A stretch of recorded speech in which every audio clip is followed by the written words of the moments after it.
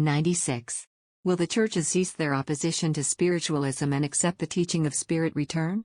That the churches will absorb more and more of the spiritual philosophy and the distinctive teachings of spiritualism seems a certainty.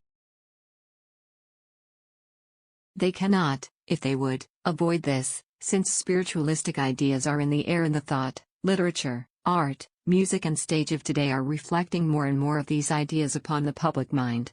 There does not seem any signs of general rapprochement between the churches and spiritualism, though here and there are indications that point to a recognition of spiritualism as a religion by the churches. The request of the Boston Ministerial Association to Reverend Fredk Wiggin of the Unity Spiritualist Church to deliver a series of lectures on spiritualism before that body, exchange of pulpits between Spiritualist and Unitarian ministers.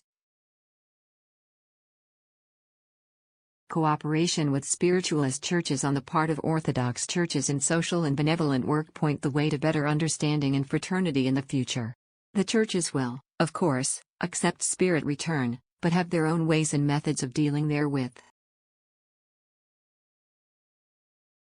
97. Does spiritualism recognize the efficacy of prayers for the dead?